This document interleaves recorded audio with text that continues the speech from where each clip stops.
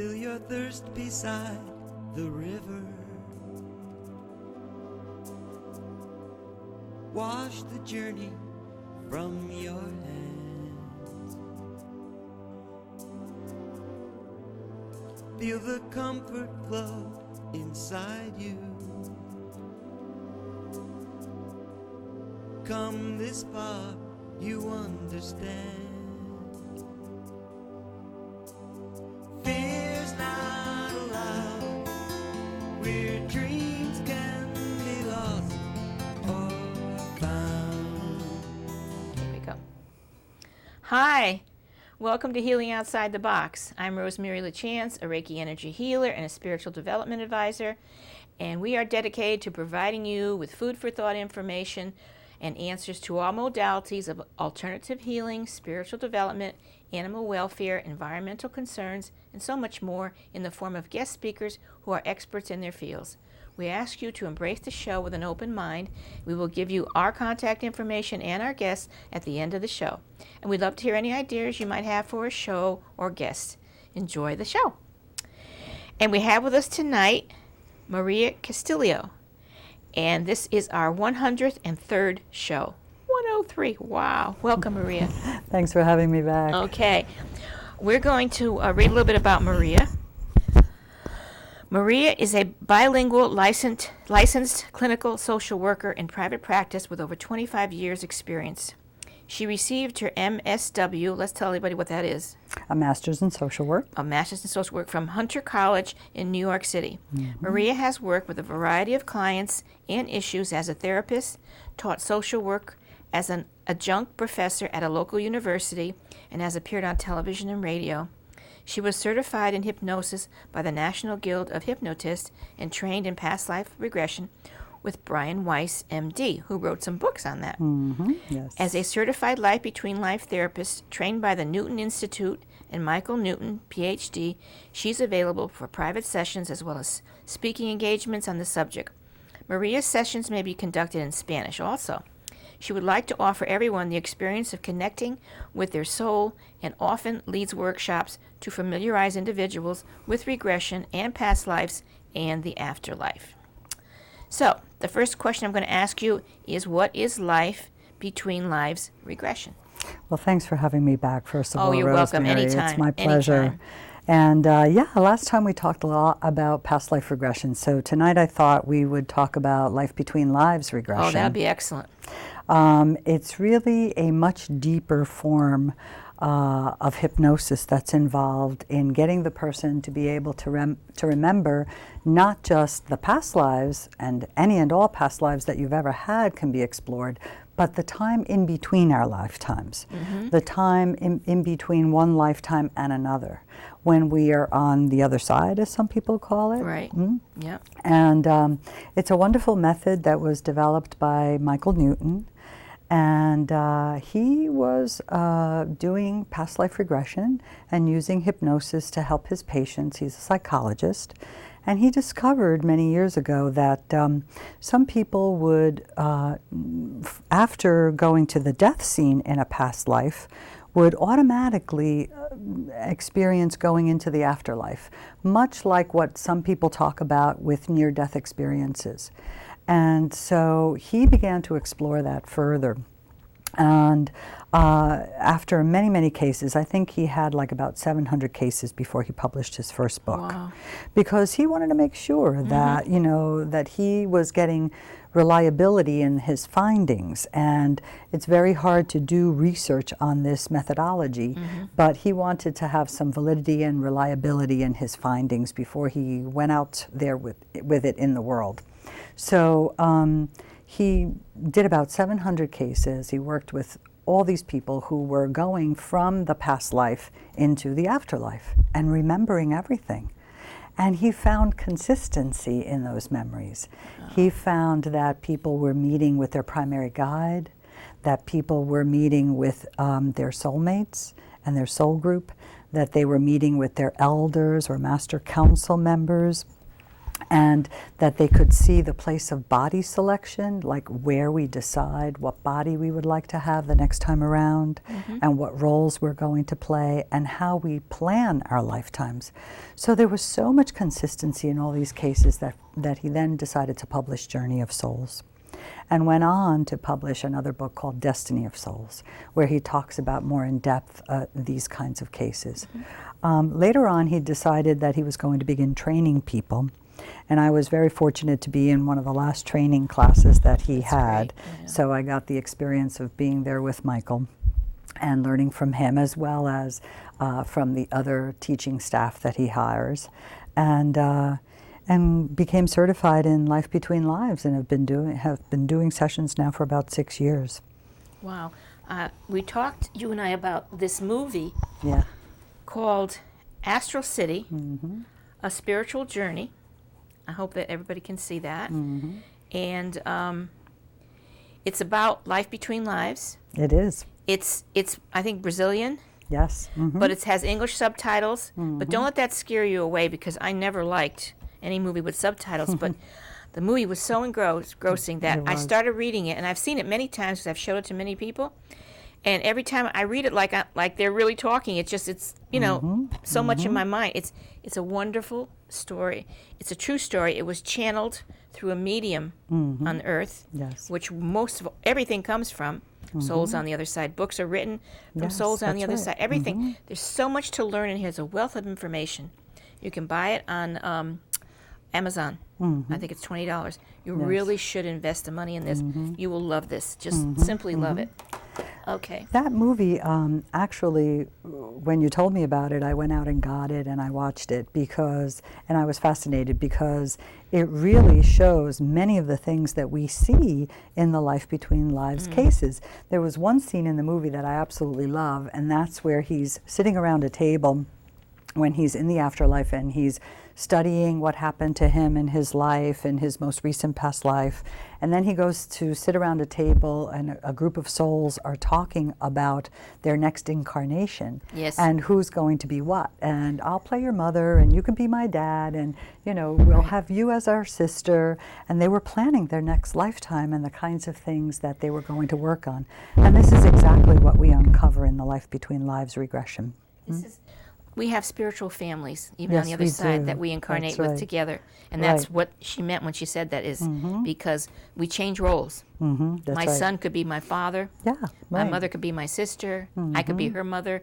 It all changes. So that's what you mean. Yes. That was Yes. at the dinner table when they were talking about that. Right. That was excellent. It really Yeah. was. Yeah. And people often want to find out about their primary soulmate. So I thought we should talk a little bit about that. Yeah, when we go into the afterlife, we get reunited with the soul group that we were born into as souls. And that group is a group that's constant for us for quite a while. We learn in that group, we share in that group, we come back from having experiences on Earth or sometimes on other planets. And we'll talk about that Yes. too.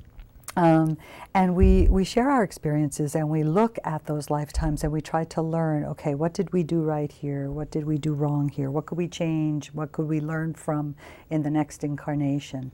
And so that group becomes our classroom.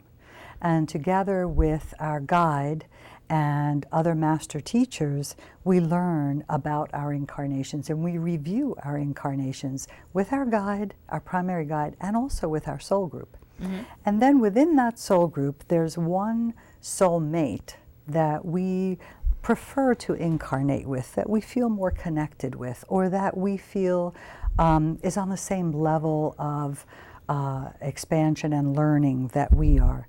And so that primary soulmate is often in our incarnations.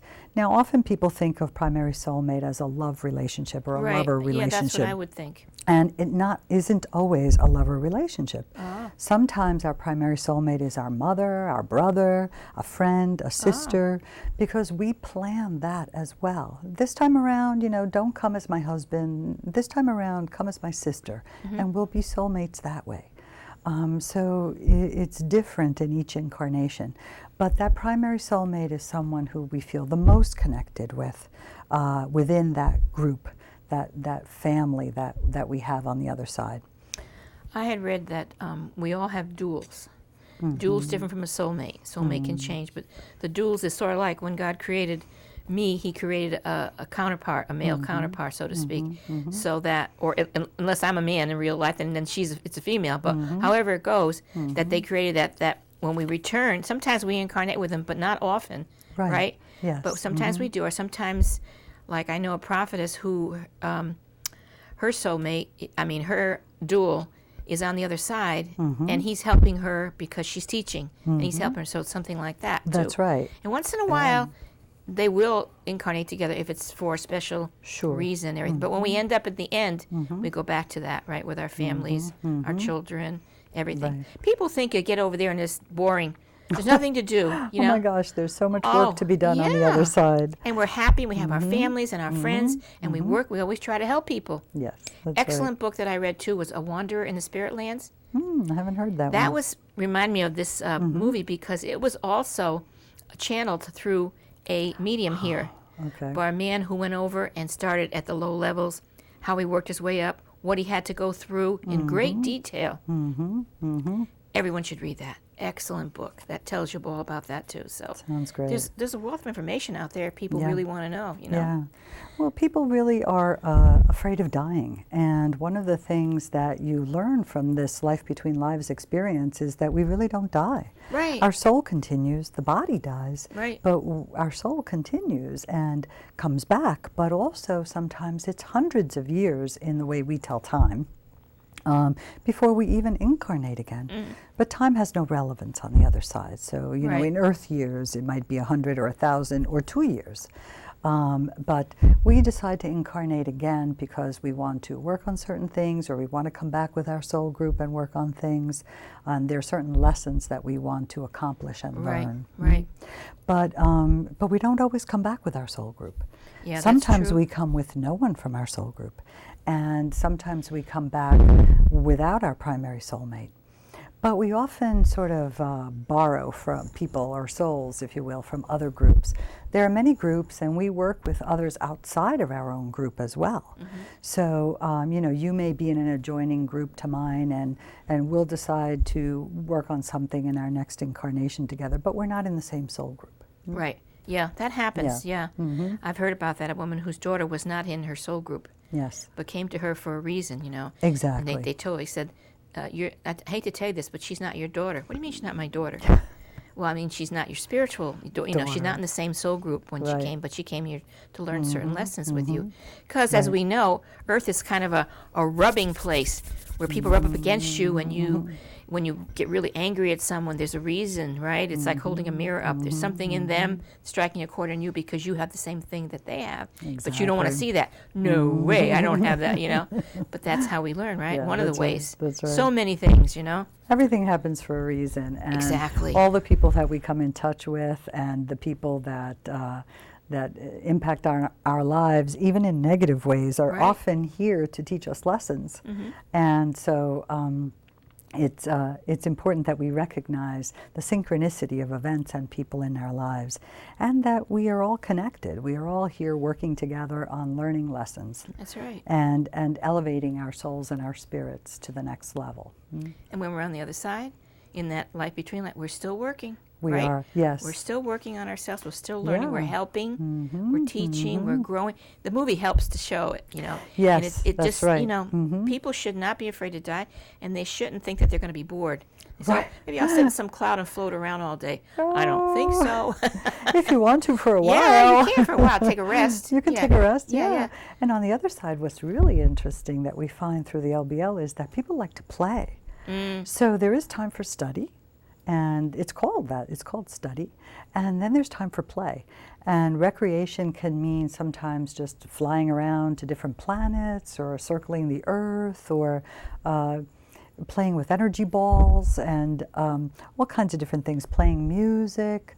We can create anything we want on the other side. And souls and soul groups love to play.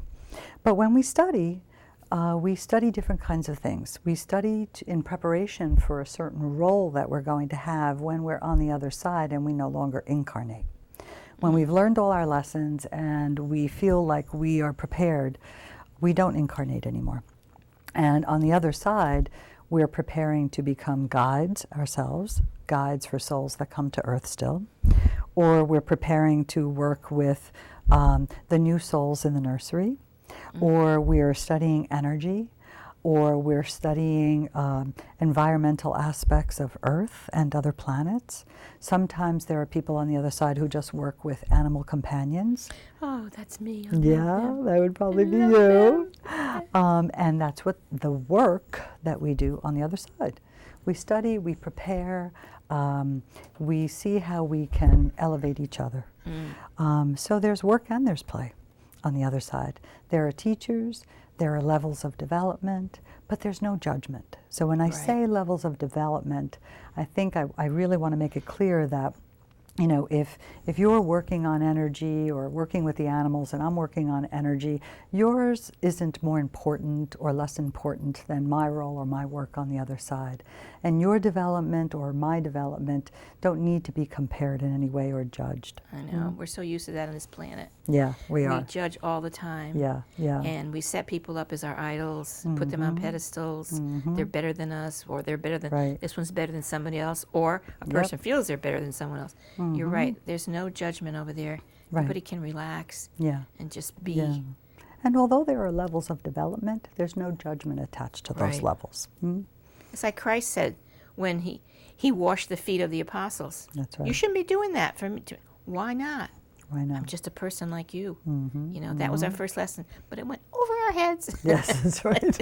So much of it, what he said, did. Yeah. Oh my God. I had I had a few past life regressions, and one of them, I went to a classroom. Yes. Wow. And I was sitting in like a desk type thing, studying. I was all in white, white loose clothes, and remember that there was no windows. There was curtains, and they were blowing white curtains, kind of billowing. It was almost like one of the scenes in that movie. Yes, that's right. And she wanted to bring me back. I didn't want to come back. I wanted to stay there. It was so beautiful and so peaceful. It is. It's beautiful and it's peaceful. Oh, yeah. And that's the wonderful thing about having the life between lives experience is that you can keep that with you. You can keep that memory and that feeling, come back with it. But for me, the most important piece is that you get to meet your primary guide if you haven't before then. And you can make an agreement with your guide to continue to be in touch. That's why most of the time people only come for one session of Life Between Lives. They don't need another session because it's the gift that keeps on giving, as I say. You're constantly in touch with your primary guide, you know who your soul group is, and you're able to use that information and talk to him or her and get the information back and the help. I was in the store the other day, and a woman came up to me, and she said, I saw your show, and she said, I watch it all the time. I really like it.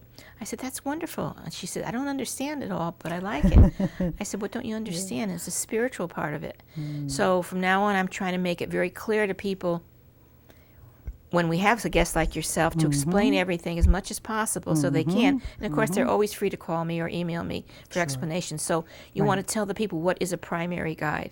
Yes. We're all assigned someone from the time that we are born as souls, not born into bodies, to help us along the way. And some of us are actually in training to become guides someday when we're on the other side. And that primary guide, some people think of it as a guardian angel, you know, some people think of it as an angel. I don't know, I think there's probably still angels and a primary guide. I would think angels, guides, teachers, animals, power animals that help us, Right, and so that primary guide is there for us incarnation after incarnation and also when we're on the other side. Okay, stay and with us. He or she is there to teach us, to discuss things with us, to guide us when we're here, if we can be in touch with him or her. And I say him or her because, you know, some of us are androgynous on the other side. We're neither female nor male.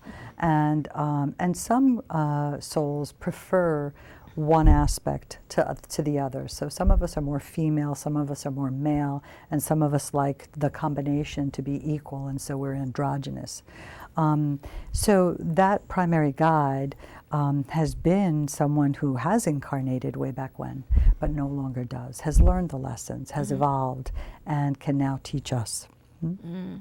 And they're usually some sort of expert. If you're here and you come many times to be a healer, and on the other side you're also a healer, and that's what you're preparing for, then your guide is also an expert in that aspect of the afterlife. That's interesting. Yeah. That really, really is. Mm-hmm. So when you're doing a past life regression, how is that different from when you From do the the life between LBL? lives. Yeah. The LBL is a much deeper level of trance. Usually what I do, so we can talk about it from start to finish, is I do ask people to come for a past life session first, because that gives me an idea as to what level of trance they can achieve. A past life regression is the same kind of level of trance as a meditation would require. But the life between lives is a theta state, so it's a deeper state of meditation or relaxation, if you will. So if people come for the past life session first, I get an idea of how well they do going under, and it also becomes sort of like a practice run for the real deal or for the LBL. So when they come in for the LBL, I use a very similar technique or induction to put them under. An LBL session can take 3, 4, or 5 hours. Oh. Yeah. And the first part of the session for about 45 minutes is just the relaxation or induction part to get you into that deep level of trance. So first I would probably talk with you for a little while about who's important in your life, who do you think your soulmates are, what are your questions that you want to have answered by your guide and your master counsel, what aspects of the afterlife do you wish to see, and you bring those questions with you. And we talk a little bit, and then I start the induction, which, as I said, takes about 45 minutes. The first thing we do is just go to memories of this lifetime and memories of your time when you were in your mother's womb. And those become sort of practice stops, if you will, so that we are kind of going backward in time and deeper and deeper. And then I take the person to their most recent past life. And in doing that, we go briefly through that past life, and then we go into the death and that life. And from the death, the person ascends into the afterlife, and I take them across. So it doesn't have to be the most recent past life, but that's the lifetime that we often go back to. And so that gives you an idea also of going to the afterlife after your most recent past life, which is your highest level of development, hopefully. So that's why we use that lifetime. But sometimes people go to different past lives. It really doesn't matter. Now, I want to interrupt you with a question. Sure, yeah. When you have them under, so to speak, they still know what's going on, right? Yes. Yeah, because I had it, and I always knew what I was going on, but Yes. it was like 2 parts here. That's right. Yeah, so because people think, oh, Right. she's going to hypnotize me. I won't remember anything. She could give me some kind of a mental thing that I will do for her, put me under her power. It Right. doesn't happen like that. It doesn't happen. I want to I put their can't. fears to rest. Right. I can't make you do anything you wouldn't ordinarily do. If I said to you, jump off the George Washington Bridge, and you didn't want to do that, you're not going to do that. Right. You know. Yeah. If I say to you, quack like a duck, you're just not going to do it because that's not something you would ordinarily Right. do. And so when they're Yeah. under, so to speak, they still know what's going on around them. Correct. Okay. Your conscious mind is still there. Your conscious mind never goes away. Right. If your conscious mind weren't there and you would have a blank mind, as some people think you're supposed to have, you would probably not be with us anymore. You'd be dead. Oh, well, remember, blank mind is not always good. No, right. So your conscious mind is always there. The trick with hypnosis and that deeper level that we have to achieve is that you have to ignore the conscious mind. Yeah. The conscious mind is the part of your brain that judges and criticizes and is always there, saying you're making this up. You're not doing this right. That's not your guide. That's for sure. Things like that. And so the trick is really just to ignore that and just go with the first thing that enters your mind. And for some people, the experience is very visual, and for others, it isn't. And that's something important that I always say to people ahead of time. Don't believe or think that you're going to see everything in the afterlife, because some of us are more kinesthetic, especially people who do Reiki like yourself. I would expect you in an LBL to be have more feelings about what's going on than visuals. And some people have a combination of both. They feel, they know, they sense, and they see. And so you have to be open to however the information is going to come through. But your conscious mind is still there. If there's a car going by outside my office that's making a whole lot of noise, you're going to remember that and you're going to hear that. But you're just not going to attend to it because you're very involved in attending to your experience in the afterlife. Meeting your group, meeting your guide, meeting your master counsel. To tell our audience, how I knew that it was really for real. One of my incarnations was in the West. In the old days, I do not like Western movies. I have never liked Western movies, Roy Rogers or anybody else. The incarnation was not a good one. Yeah. And I didn't want to continue with it. I mean, it wasn't horrible, but I mean, I didn't want to be there. Yeah. And I said, I didn't want to be here. I don't want to be here. Go on, go here. What happened, this and that and the other. So when we were all done, I learned something, a lot from it. And I said, how do I know I didn't make that up? Yes. She said, if you made it up, why would you make up something that you don't like? You would make up something beautiful that you love to do. That's right. I said, yeah, you got a point there. Right. If you were going to invent a story, Yeah. why not be a king or a queen or a princess or Something you know, nice. something nice? Why? Most of us are serfs and slaves. I worked in a saloon, Yeah. and I smoked a cigar. Oh my God! Yeah. So You know? yeah, that's the last thing you would think of Yeah. and would make up if you were going to Exactly. make up a story about yourself. Exactly. Like you said, I want to be something nice, But Exactly. so that's how we know Yeah. it's true. This really, really does work if they just let go. Right. If I had to go with it, let it go, and that's some people have a hard time with that. Yeah, some people do. Imagination is not really there, Not And when- sometimes it's just not the right day or the right time in their life. Yeah. As eager as a person may be, sometimes the day isn't right. And so, we can reschedule, we can try again. And that's why I like to have the past life first, because this way it gives them a sort of practice at it. And we don't have to spend all that time on an LBL when they're not prepared yet to achieve an LBL. Okay, you mentioned that for an LBL it's deeper, but is there a different kind of hypnosis that's used for LBL as opposed to? Not necessarily. It's Same just kind? a longer kind of relaxation induction. So rather than saying to you, 1, 2, 3, sleep, and you're under, because there are In the movies. there are hypnotists who can do that. Really? Yeah, and they can put you under that way with a quick induction. This is really more lengthy and more of a relaxation. So we relax different parts of the body first, and we go into a slow and deeper trance. We use visualizations and nature images, of being in a meadow and watching the sun and the sky and the fluffy clouds floating by and that sort of thing.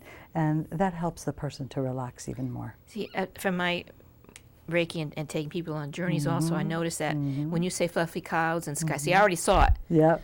My mind is that quick with that. Right. But there's some people who, I couldn't get to the meadow, I couldn't see the flowers, Yes, and that's right. And I was like surprised, but now I realize that there are some people that can't, like you said, they're not Right. ready for it right now. Right. Everybody can Yeah, do it. everyone it's can just do that it. they're just not ready. Right. And all hypnosis is really self-hypnosis. It's the Yeah. ability to allow yourself to go.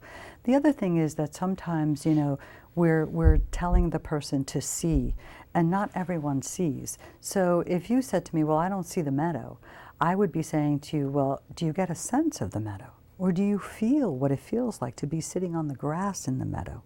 And that often helps to shift for the person, because there's someone who is more kinesthetic or they're more auditory. Do you hear the rustling of the leaves in the trees?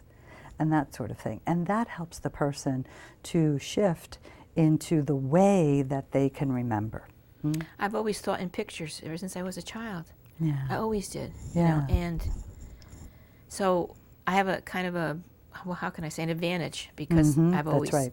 since You I can was, see. Always can see here. I hear the leaves. I hear, when it was always that way. As being an only child, that might have helped too, because I had a lot of time to myself. You had a lot of imagination to be in. And I had imaginary friends. Oh, yeah, I spoke with sure. animals.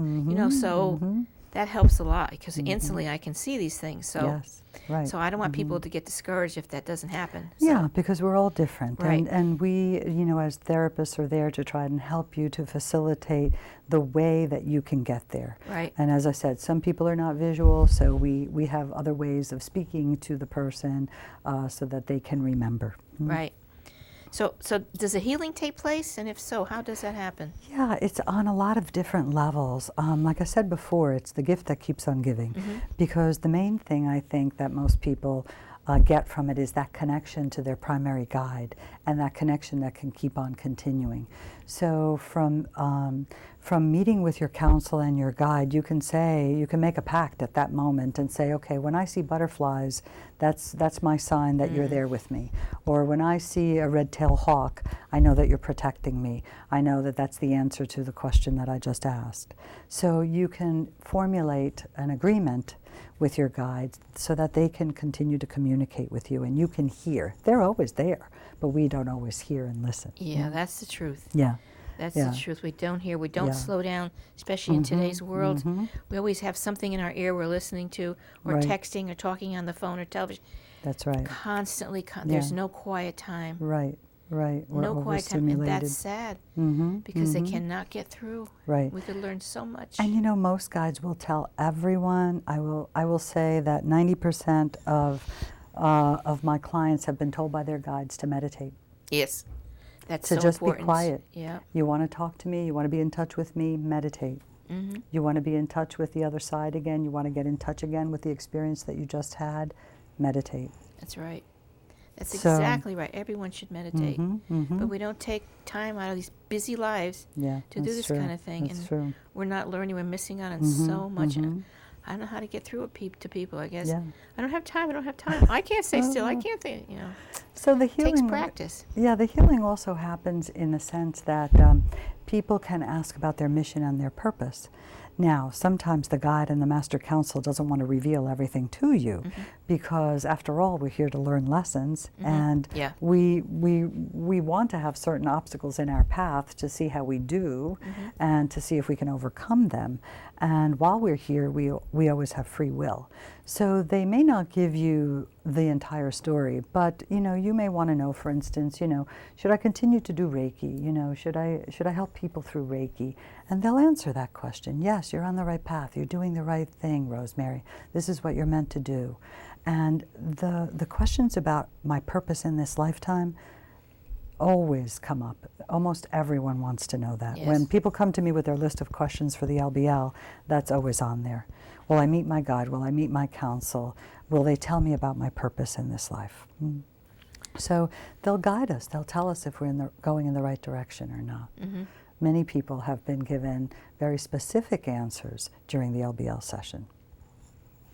That's wonderful. Yeah, it is. Do they also, I guess Light Between Lives wouldn't help if they wanted to go, well, maybe, if they wanted to learn why they're having a certain problem or an affliction or something in this lifetime. Yep, that has happened. That helps. I had a woman who came to see me who had suffered a stroke and had some paralysis that she really could not overcome as yet. A lot of physical therapy, she was struggling with it. She had the will to be well, and she really had the courage and the strength, but they reassured her, keep on doing what you're doing. You're on the right path. If you want to be well, you will be well. And she really did have improvement after the LBL. Wow. So, it's, or they may say, do more physical therapy, or change your attitude, or they'll give us some help along the lines of a physical healing, if that's what we're asking about. That's wonderful. Yeah. It really is. Yeah. So, what do we learn from remembering our soul state?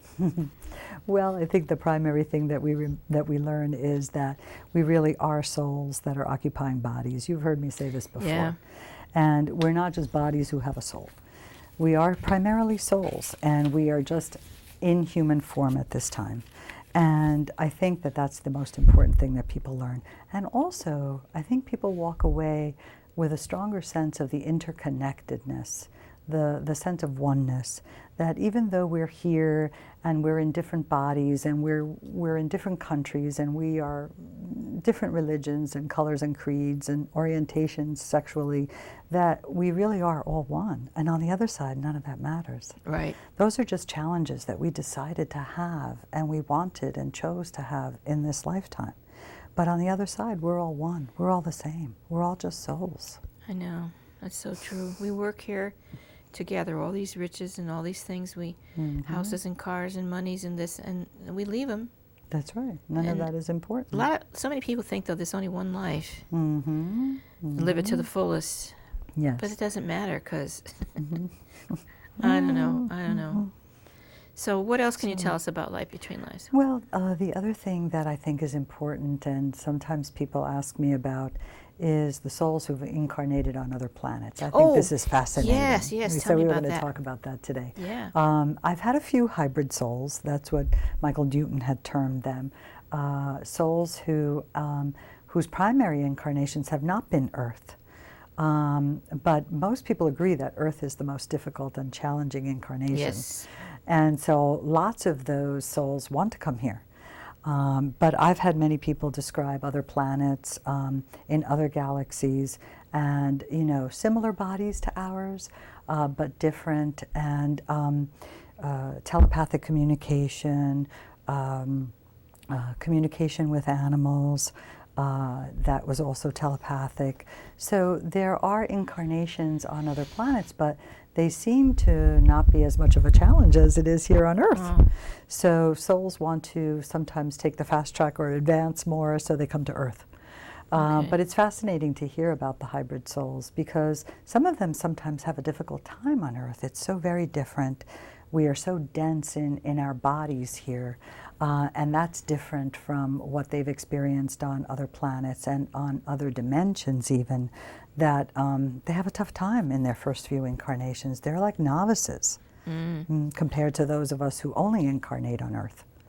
Did they tell you a little bit about what life is like on these other planets? Yeah, they do. Sometimes it's very similar.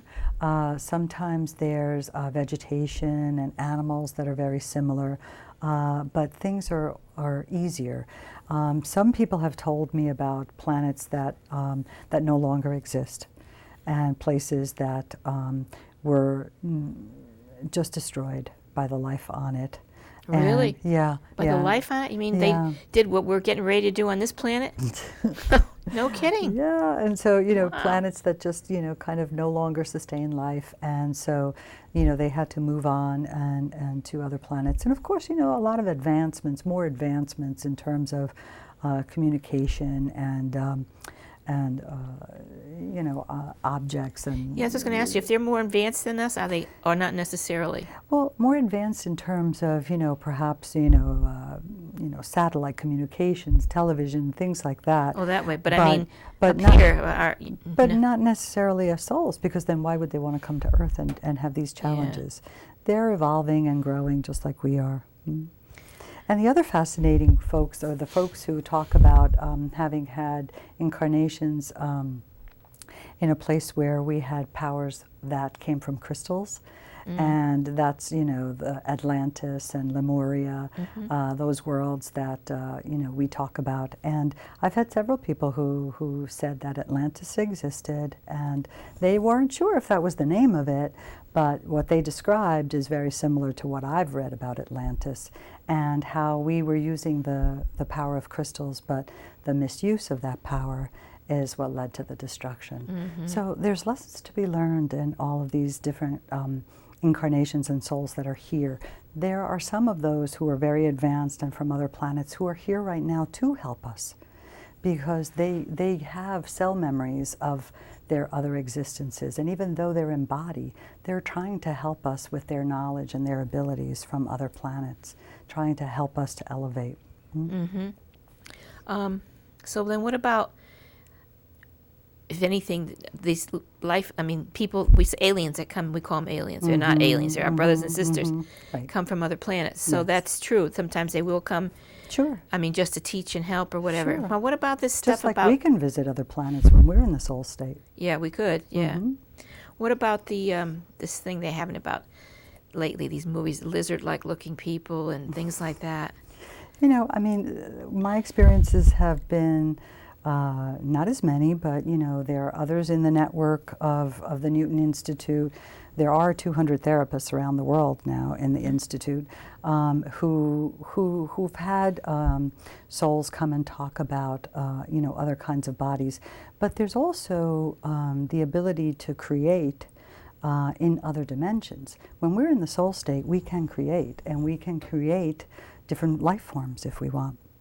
Mm-hmm. So sometimes they can be different or creepy or lizard-like or whatever, but those are creations, not necessarily incarnations.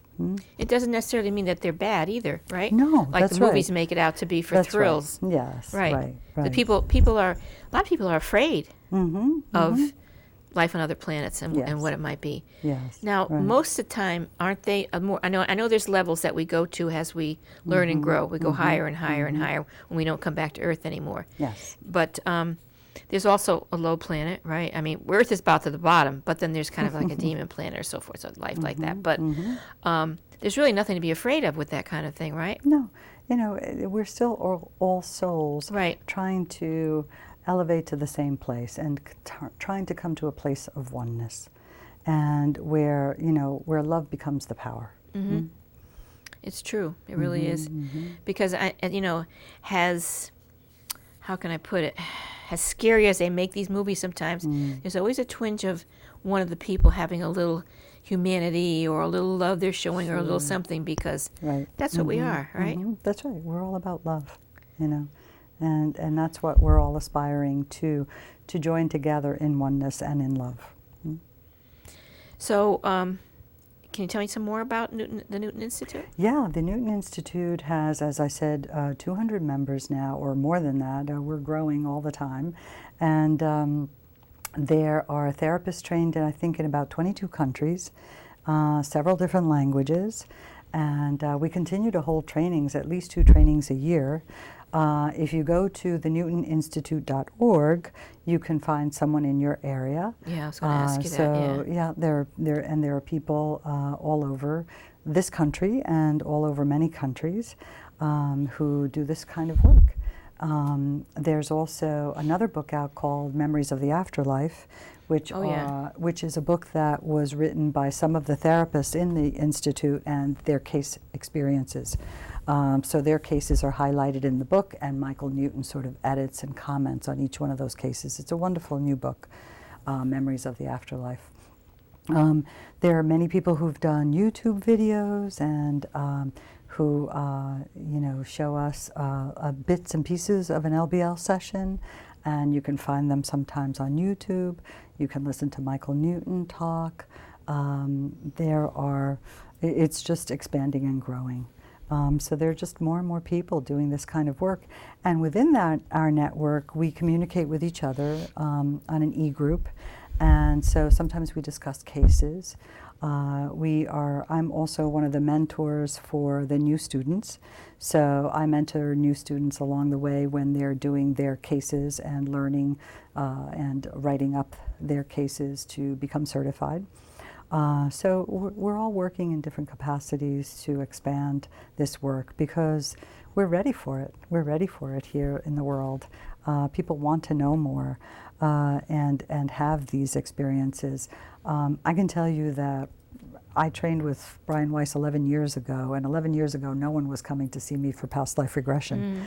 And now, you know, I do workshops where I regress entire groups of people, as Brian Weiss does, because people are just clamoring for this information. And it's the same with LBL.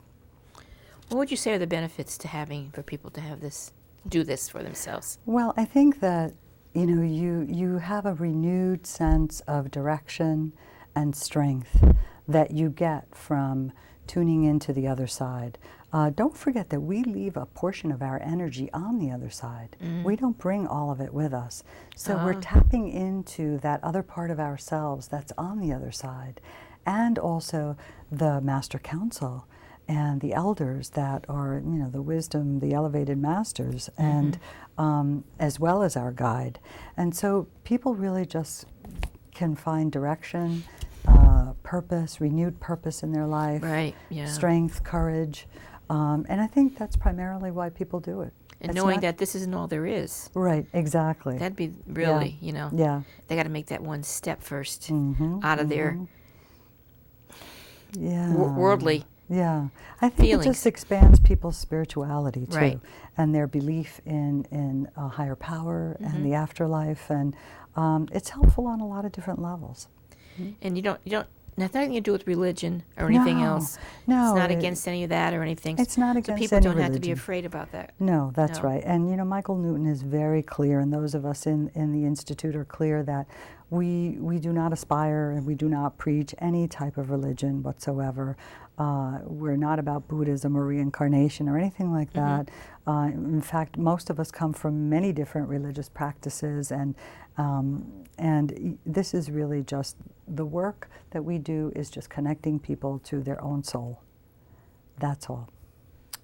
It's We just wonderful. facilitate you connecting with your soul and who you are as a soul. We've got about 10, 12 minutes left in the show. Mm. And I thought it might be interesting if you want to tell the people a few of your cases Oh, sure. that I'd might be happy do your to. stories. That, Yeah, you know, sure. Well, you know, I find the people who have been working with the crystals and with Atlantis fascinating. One woman who came to see me recently talked about it as the life before life. So, in other words, saying that we were here and then there was a mass exodus and now we've come back. And it's way before time as we know it. She was actually calling it not just life before life, but the time before time, or time as we know it. And when she came to, she was like, I don't even know why I was saying that, you know, but it made sense to me because she was talking about what I believe she was talking about was Atlantis. You know, there are other cases, like, for instance, one woman who saw me on the show last time I was on with you called me. We did past life. We did life between lives. And she went on to do some Reiki work and to offer Reiki in different areas. And all of the things that came up in her life between lives, she went on to do. She was given direction about where to do her Reiki, where to take her master class, what types of people she should be helping, and in which way. And I've been in touch with her, so I know she's doing it. that's wonderful. Yeah. A very good friend of mine who was one of my practice cases, it was someone who was told in her Life Between Lives session that she was going to lead people in a spiritual way. And this was several years before she went to seminary. Oh, And now she's a reverend and she's graduated and she has a church. wow. And it all was there in the LBL. Wow. Yeah. All that That's direction, interesting. all that guidance was there. And she went on to do it. She went on to do it. Is there anything kind of like different or outstanding or, you know, that you might want to share? In terms of the LBL process? Yeah, or past life, either one you can do. Well, you know, I think that, you know, since the last time I was here, I should tell you that a couple of my cases are actually going to be in the next book by Brian Weiss. Oh, good. Yeah, so I can tell you about those. There was a gentleman who came to see me. This is not going to be in the book, it's a different case. But there's a gentleman who came to see me. He was having a lot of headaches. And if I'm repeating myself, No. tell me if I told this story the last time. But he came to see me. He had a lot of headaches, and he started with these headaches when he was in his early 20s and he was in the Navy. And they just came upon him, terrible migraines, very debilitating. He really couldn't hold down a job. He had to take time off from work whenever he'd get these migraines. They were so difficult. He had tried everything, neurologist, psychologist, medication. He finally came to see me as a last resort for past life. So in our past life session, we uncovered 3 different lifetimes where he died to a blow in the head.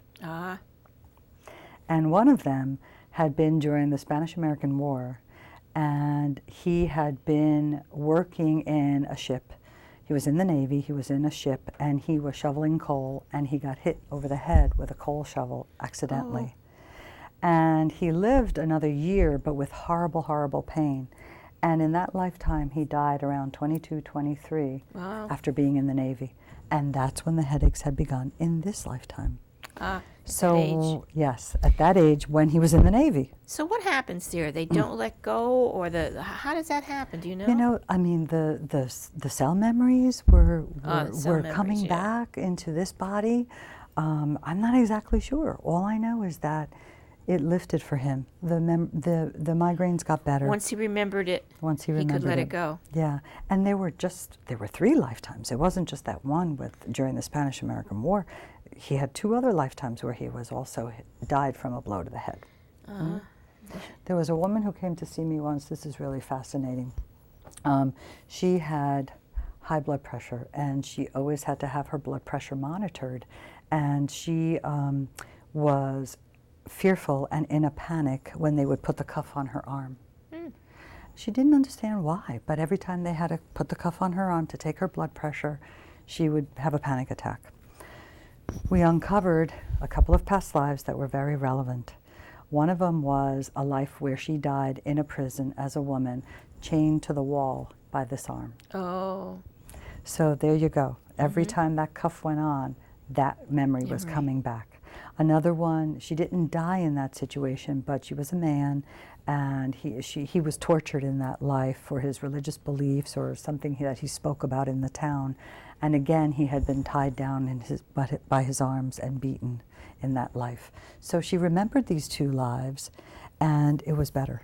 It was much better for her. Yes. And, you know, she needed to continue to have her blood pressure monitored, so this really needed to lift. Right. And there was some healing involved there, too. Oh, that's good. That's really good. Yeah, yeah. Do people come back for different things? Do they come back often to keep having regressions? Do they? Sometimes people come for a couple of regressions. As I said, with a life between lives, you know, I don't have not one client who has come back and had to do it again. Certainly it would be available to people if they wanted to come back for another session, but it's just the gift that keeps on giving. And that's for life between lives? Or For life between lives. Life between lives. Past lives, some people have come and done past life again, depending on what they need and want, and if there's, you know, some other memories or a recurring dream that they're having that they want to resolve, or something in a relationship that they're having in their life that they want to resolve. So sometimes people come back and do past life again. The beauty of the LBL is that you can view all of your past lives, because you go to the library and the Hall of Records and you can look at all of your past lives. Oh, that's nice, yeah. So you can spend as much time reviewing your past lives as you want during an LBL. Wow. We have about 5 minutes left. Mm-hmm. Wow, so fast. Is there any Time last goes words by. you'd like to, anything else that you'd like to tell our audience? Yeah. For the Well, 5 you know, I minutes? think that it's a fascinating experience to have an LBL. It may not be for everyone out there, but it certainly has helped many people. And again, I think that the important thing is understanding that we go on, that we are souls and bodies, understanding the sense of oneness that we have on the other side, that we are all connected, we are all one with the divine, and we are all, you know, souls that are in it together. Right. There's no separation between us like we feel when we're here on earth. So I think those are the important things that people can gain from an LBL. But of course there are specific questions that people have, and usually they're answered. Like I said, people come with the questions in front of them during the session, because you know what? Those questions were formulated in your conscious mind. And when you are so involved in your superconscious mind, as you are with an LBL, you're going to forget what those questions were on that piece of paper. And that's where I come in as the facilitator. And I have the questions in front of me, and I make sure that we get to all of your questions during this session. And we ask your council of elders, and we ask your guides. The fascinating thing about speaking to the council is that sometimes they have given me messages for the whole universe. Wow. And that's the beauty of it. I'm always honored and in awe. Yeah. But they not only have messages for that person, but messages that they want to pass on to everyone. Someday I'd like to gather all those stories together That and would be make a nice. book out of it, Yeah. because it's fascinating when the Council of Elders speaks to you directly. and gives you messages about the universe and the state of Earth and what's happening. So are they telling us to get our act together? They're telling us mostly what I've found is that the elders say that we're just in a time of transition, and that we have been already in that time for a long time, and everything is expanding. And as I said, I can judge it just by my own experiences in the last 10 or 11 years doing this kind of work. How many more people are open to it than they were years ago? Mm-hmm. So I think we are in a time of expansion, really, and an opening and a coming together. Well, we've got a couple more minutes. I think that, Mhm. I think I've mentioned, probably we've had people on the show that talked about this particular year, 2012 and so forth. And Yes. I don't know what you feel. I was going to ask you what you feel. I feel that it's going to be many earth changes because we need that to happen to Yes. shake things up Right. and get back on the track, Mhm. because we're not. Yes. It's going so much the wrong way. What do you think about it? I think that there may be some things happening on Earth that we need to pay attention to. You know, we know that there's just been power outages and hurricanes and strange Storms, weather yeah, phenomenon strange, yeah. and tsunamis and whatnot. And we can't ignore how many there have been recently. So every It's day a on the internet I message. read something. Because Yeah. it doesn't happen in United States so much, people don't pay attention to That's it. right. That's right. But it's happening all over the But world. it is. And we do have to take care of Mother Earth, too. Oh, and, yeah. and I think the messages are coming through from the other side about that. Not only about taking care of our bodies and ourselves, but also taking care of this planet and taking care of the Earth so that it will be here for us. We don't realize how precious this earth is. Mhm, mhm. You know, there's the world, which is people, Yeah. and then the planet, which is earth. Yes. And it's right. nature kingdom, it's animal kingdom, it's minerals, and we just rape and plunder. Right, and You we're know? all connected to Yeah. that. We find that in the LBLs, we're connected to animals and stones and water and oceans, and we can recreate that on the other side. But we are all one with that. We're all energy. We are made up of energy. So is a rock. So is a Yeah. plant. That's So the is thing, an it's animal. life and everything. That's right. You know, when I do the Reiki, I tell people that energy that's I'm channeling, which is not from me, is what Yes. we're made of. It's coming to give you That's more right. and healing. That's right. Well, Maria, Yeah. the time is up, so we have to say goodnight, and we're going to give you. Okay. I want to thank you again for coming, Thanks so much for having me, and it was Rosemary. wonderful. My pleasure. Really wonderful. And we're going to give you give the audience out your information first. To contact Maria Castillo, its phone is 203-445-8966, or visit her website at www.lifebetweenlivestherapy.com. And for information about this show or any of our past shows, and to find out when our shows will be playing in your area, or any questions you may have at all, please email me at healoutsidethebox@yahoo.com, or call me, Rosemary, at 203-627-7966. Or you can visit my website, www.rosemarylachance.com. You can't forget that one. And you'll have all the information about all the shows that we've had, all the guests, and everything. And we're also on Facebook. And on Facebook, you can see pictures of everyone that's been on the show. So that's very interesting. So you can go on Facebook and have discussions with us. And now the quote for tonight is, "The extent of the logical evidence for reincarnation is amazing. It's found to explain justly many of the problems of daily life. It reasonably accounts for such psychological problems as sudden friendships, awakening memories of past associations, certain strange actions of children, the nature of genius, obsession, and dual personality. By this doctrine, the world becomes a huge training school, guided by law and ruled by divine justice, instead of being a bewildering maze of chaotic and chance accidents." And this is by R.F. Gooley, who wrote A Reincarnation, A Universal Truth. Okay, well, it's time to say goodnight. So, good night.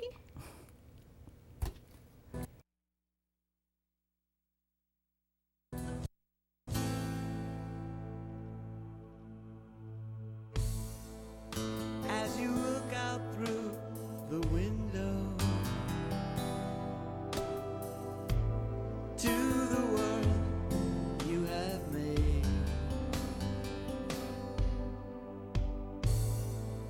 always know